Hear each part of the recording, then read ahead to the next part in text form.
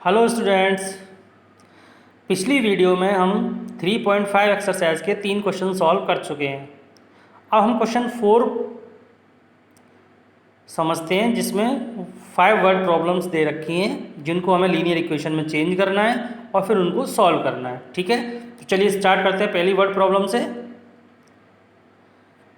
पहली word problem है, मैं आपको दिखा देता हूँ।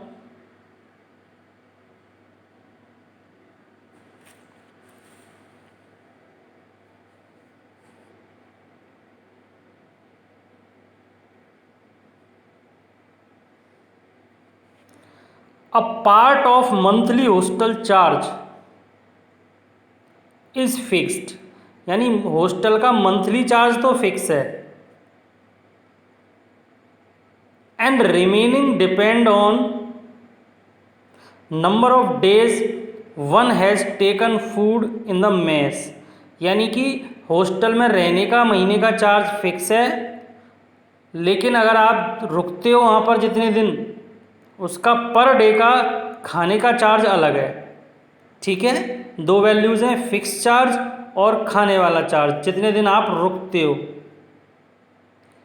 When student A take food for 20 days, she pay 1000 rupees hostel charge.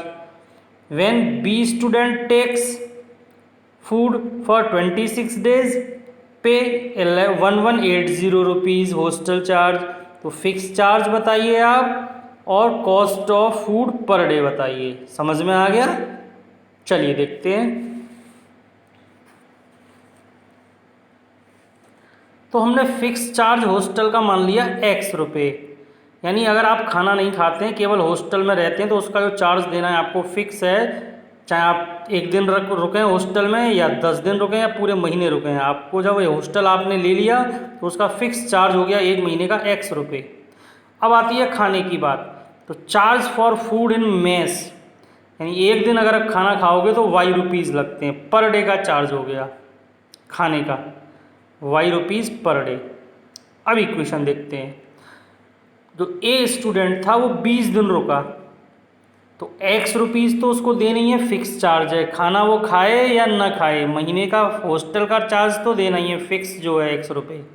अब आती है बात खाने की। 20 दिन रुका वो, तो 20 दिन का मेस का खाना लगेगा उसका, तो एक दिन का खाना y रुपीज़ का, तो 20 दिन का 20y। समझ में आ गया? और दोनों मिला के पूरा एक महीने का हॉस्टल का चार्ज उसने 1000 रुपये दिया।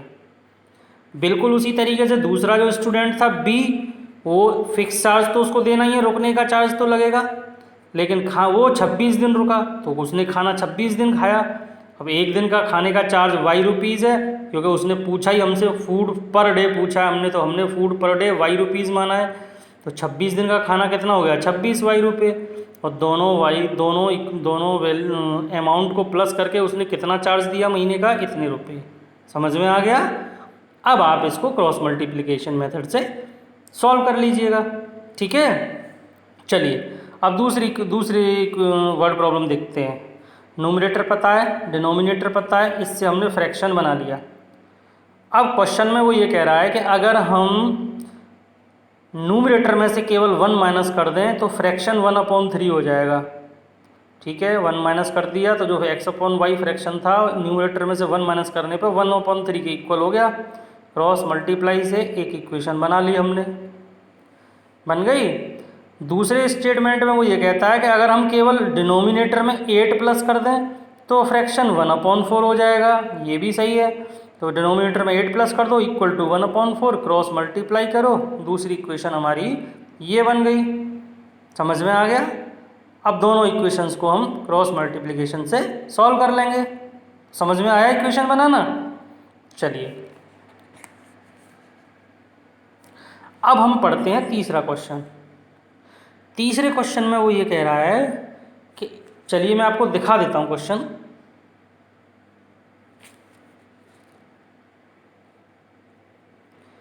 यश score 40 marks in a test, Yash के 40 नंबर आते हैं टेस्ट में। ठीक है, getting 3 marks for each right answer, अगर उसने उस टेस्ट में कोई क्वेश्चन सही किया होगा तो उसको 3 नंबर मिलेंगे। And losing 1 make for wrong answer, अगर उसने कोई क्वेश्चन गलत किया होगा तो उसको -1 होगा मार्क्स का। गलत आंसर पर -1 और सही आंसर पर 3 नंबर मिलेंगे। यानी अगर उसने दो क्वेश्चन सॉल्व किए, एक उसका सही है तो 3 नंबर मिल गए, एक गलत है तो 1 नंबर माइनस हो गया। यानी 2 क्वेश्चन पर उसे 2 नंबर मिले, 3 नंबर सही क्वेश्चन के और 1 नंबर लेस हो गया, कम हो गया जो गलत किया उसने। यानी 2 क्वेश्चन अगर सॉल्व करता है, एक सही एक गलत, तो उसको 2 नंबर मिलेंगे। समझ में आया? गलत आंसर पे 1 माइनस हो जाएगा नंबर, और सही जो करेक्ट क्वेश्चन होगा उस पर 3 नंबर मिलेंगे और 40 नंबर उसके आए। अगर उसको सही क्वेश्चन पे 4 नंबर मिलते, 4 marks have been awarded for each correct answer and 2 marks had been deducted for the incorrect answer each। अगर सही पे 4 मिलते और गलत आंसर पे 2 मार्क्स डिडक्ट होते तो उसको 50 नंबर आते उसके। जो जब 40 आए ना वो 50 आते। तो कितने क्वेश्चन उसने सॉल्व किए, टेस्ट में कितने क्वेश्चन थे? ठीक है ना, समझ में आ गया? चलो देखते हैं। मान लीजिए उसने जो करेक्ट आंसर लिखे क्वेश्चन, जो टेस्ट में जो करेक्ट आंसर उसने सॉल्व किए वो x थे, और जो रॉन्ग आंसर उसके सवाल जो गलत हुए वो टेस्ट में वो कितने हुए, y क्वेश्चन। दोनों मिला के वो टोटल हो जाएगा।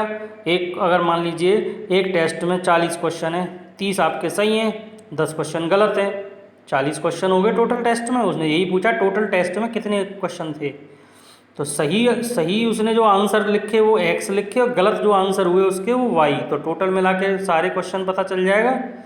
चल, अब एक क्वेश्चन सही कर रहा है वो, तो 3 नंबर मिल रहे हैं उसको करेक्ट आंसर पे। तो उसने कितने करेक्ट आंसर किए, x। एक क्वेश्चन पर 3 तो x क्वेश्चन पे 3x। जैसे आप एक क्वेश्चन पे 2 नंबर मिल रहे हैं, आपने 10 क्वेश्चन सही किए तो 10 2 जा 20 नंबर मिल जाएंगे, तो इंटू हो गया। रॉन्ग आंसर पे 1 नंबर कम हो जाएगा। अब एक क्वेश्चन रॉन्ग है तो 1 नंबर कम होगा, 2 क्वेश्चन रॉन्ग है तो 2 नंबर कम होंगे, तो y क्वेश्चन रॉन्ग है तो -y। ठीक है, 1 नंबर कम हो रहा है ना, तो -y, और ये कम हो गए उतने नंबर, और दोनों मिला के उसके कितने नंबर आए, 40। तो 3x - y = 40। समझ में आई इक्वेशन? अब दूसरी इक्वेशन, अगर सही आंसर पे उसको 4 नंबर मिलते, तो एक क्वेश्चन पे सही पे 4 मिल रहे हैं, 2 पे 8 मिलेंगे, 3 पे 12, यानी मल्टीप्लाई कर जाएंगे। तो x क्वेश्चन अगर सही किए उसने तो 4x नंबर मिल गए उसको, और गलत आंसर पे दो नंबर कम हो जाए उसके। तो एक क्वेश्चन गलत है तो -2 हुआ, 2 क्वेश्चन गलत है तो -4 हुआ, 3 क्वेश्चन गलत है तो -6 हुआ। तो y क्वेश्चन गलत है तो -2 का इंटू हो जाएगा, क्योंकि -2 हो रहा है हर बार। तो 4x - 2y = 50। तो 50 नंबर आते उसके। दोनों इक्वेशन मिल गई, समझ में आ गई। अब इनको सॉल्व कर लीजिएगा, ठीक है। अब हम एक्सरसाइज का सबसे मोस्ट इम्पोर्टेंट क्वेश्चन सॉल्व करते हैं, जो एग्जाम में भी पूछा जाता है और बहुत इंपॉर्टेंट क्वेश्चन है और समझने वाला क्वेश्चन है। पहले हम क्वेश्चन को समझ लेते हैं, क्वेश्चन है क्या।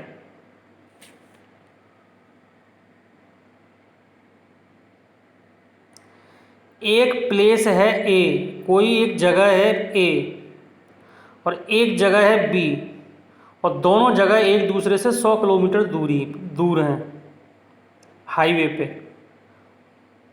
अब एक कार स्टार्ट होती है ए वाली जगह पे से, और अनदर कार स्टार्ट होती है सेम टाइम में बी वाली जगह पे से, ठीक है। अब 2 कंडीशन है, जब दोनों कार एक ही डायरेक्शन में जा रही हैं, इन द सेम डायरेक्शन, और डिफरेंट स्पीड, अलग अलग स्पीड है गाड़ियों की, तो दे मीट इन 5 आवर, तो वो 5 घंटे बाद आपस में जाके कहीं किसी और जगह जाके मिल जाती हैं। और if they travel towards each other, toward each other का मतलब है आमने सामने आती हैं। अगर वो कार, एक कार इधर से जा रही है तो एक कार उधर से ऐसे आ रही है, तो वो 1 घंटे में आपस में मिल जाती हैं। तो दोनों गाड़ियों की स्पीड बताइए, ठीक है। चलिए अब इसको और अच्छे से समझते हैं डायग्राम से। मान लीजिए एक प्लेस है ए, ये एक जगह तो ए है ये हाईवे पे, और एक कोई जगह है बी। ये दो अलग अलग जगह हैं जिनके बीच में 100 किलोमीटर का डिफरेंस है। ठीक है, ये जगह एक दूसरे से 100 किलोमीटर दूर हैं।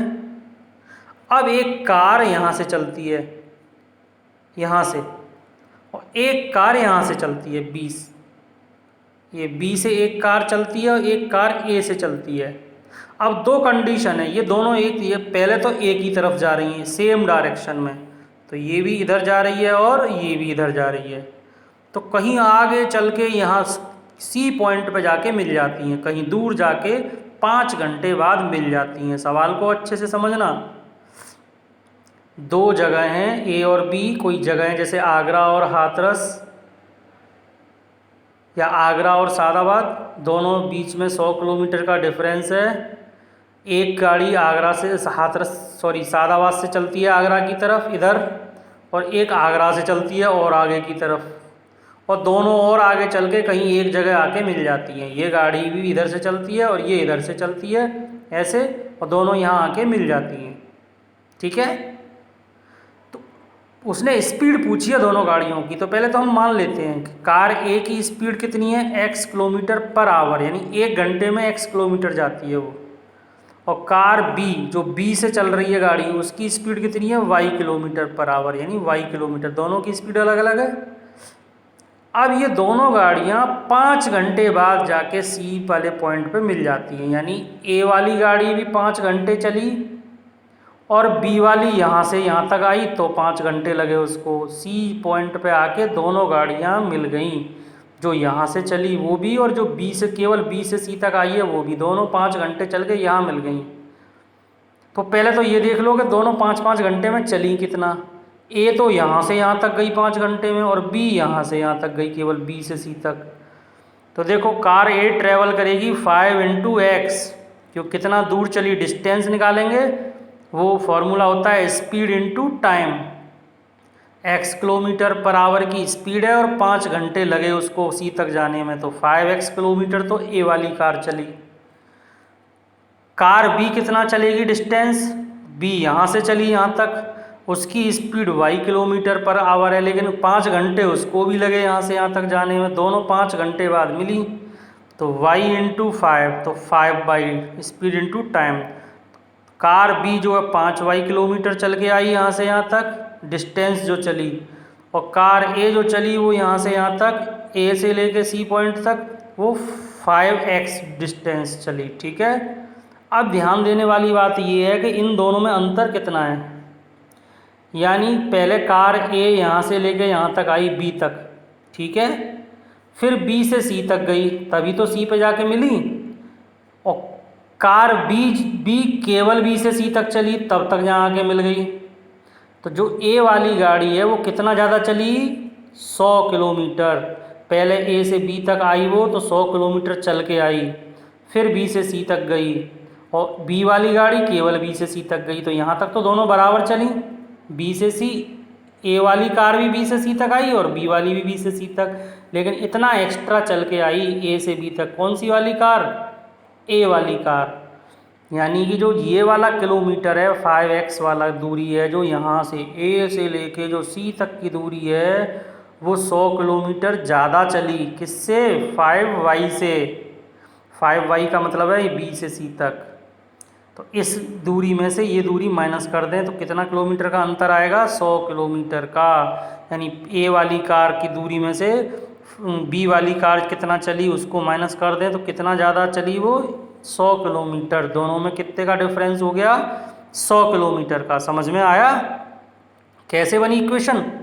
5 दोनों में से कॉमन ले लिया, इधर से ले लिया, इधर से कट जाएगा, तो ये इक्वेशन हो जाएगी x - y = 20। इस पहली इक्वेशन को अच्छे से समझना, बार बार देखना, ठीक है, कि कैसे बनी। अब दूसरी कंडीशन पे चलते हैं। अब दोनों गाड़ी एक ही डायरेक्शन में आ रही हैं, अपोजिट डायरेक्शन में। ए इधर से चली इधर की तरफ बी की तरफ, बी इधर से चली ए की तरफ, ठीक है। और यहाँ कोई इस पॉइंट पे आके मिल गई। तो ए पता नहीं कितनी चली, बी कितनी चली, लेकिन दोनों मिलके यहाँ से यहाँ तक कितना चल गई, दोनों की दूरी जोड़ दें तो 100 किलोमीटर, क्योंकि दोनों के बीच की डिस्टेंस 100 है। ठीक है ना। अगर आप यहाँ रहते हैं, दोस्त यहाँ रहता है, दोनों के बीच में 5 किलोमीटर का अंतर है, आप यहाँ से यहाँ तक चले 3 किलोमीटर हो, वो यहाँ से यहाँ तक चला 2 किलोमीटर, तो पूरा तो 5 ही किलोमीटर चले ना दोनों के घर की जो दूरी है। ठीक है, टोटल 5। ऐसे ही ये ए कार इधर चली और बी कार इधर से चली, यहाँ आके मिल गए, लेकिन दोनों की दूरी कितनी है, यहाँ से यहाँ तक घर की पूरी चल के आई दोनों कार मिलके 100 किलोमीटर। अब ये दोनों 1 घंटे में आके मिल गई, ये इधर से चली 1 घंटे में, जितनी दूर भी आ गई, और ये जितनी दूर भी आ गई वहाँ आके मिल गई। तो ए गाड़ी ने 1 घंटे में कितना चला, x किलोमीटर, क्योंकि स्पीड ही उसकी इतनी है, x किलोमीटर पर आवर। तो 1 घंटा चला यानी 1 घंटे आवर चली, तो कितना किलोमीटर चली, x kilometre.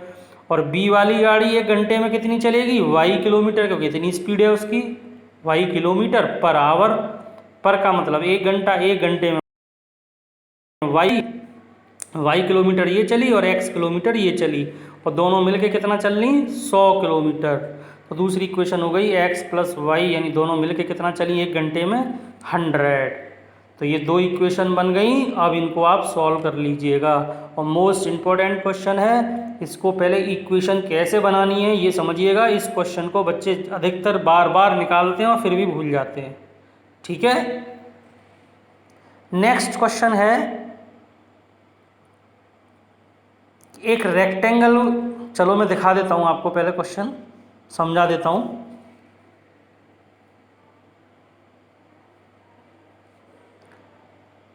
Area of a rectangle get reduce, कम हो जाता है एरिया रेक्टेंगल का, कितना कम हो जाता है, 9।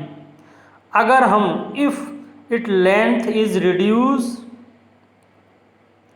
5 यूनिट, अगर उसकी लंबाई तो 5 कम कर दी जाए, और ब्रेथ इंक्रीज बाई 3 यूनिट, अगर हम रेक्टेंगल की लेंथ को 5 कम कर दें और ब्रेथ को 3 बढ़ा दें, इंक्रीज कर दें, तो उसका एरिया 9 कम हो जाएगा।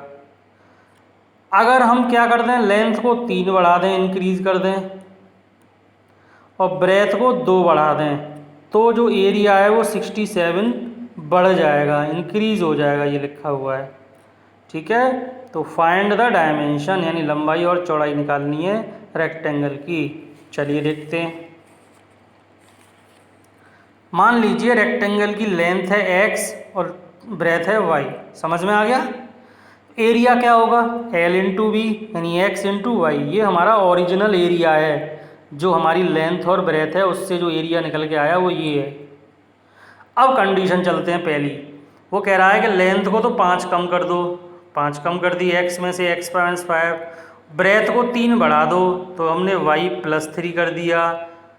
ठीक है, तो अब एरिया क्या होगा, ये हमारी लेंथ हो गई नई और ये ब्रेथ हो गई, तो L × B, तो हमने L × B लिख दिया यहाँ पे, ये एरिया निकल के आ गया इससे, L ये रही, B ये रहा, L × B, यानी ये एरिया हो गया हमारा।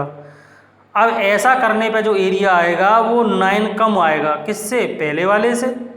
पहला वाला एरिया क्या है हमारा, XY, क्योंकि लेंथ x है और ब्रेथ y है, तो पहला एरिया तो ये है, और लेंथ को कम कर दिया और ब्रेथ को बढ़ा के एरिया क्या आएगा, ये वाला आएगा, L × B।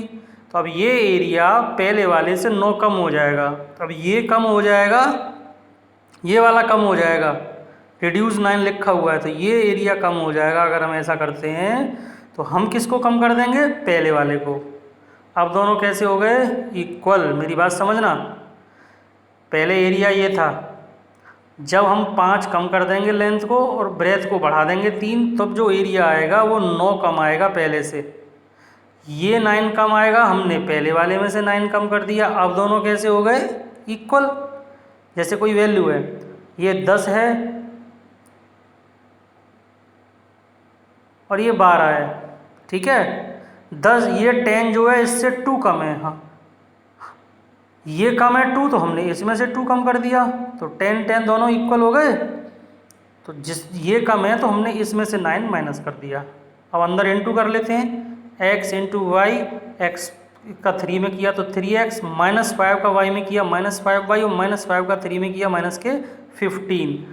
इधर ये लिखा हुआ है xy से xy कट गया, 3x माइनस 5y और ये माइनस के 15 इधर जाके प्लस के हो जाएंगे, तो यानी कि जो इक्वेशन बन गई हमारी वो बन गई 3x minus 5y equal to 6।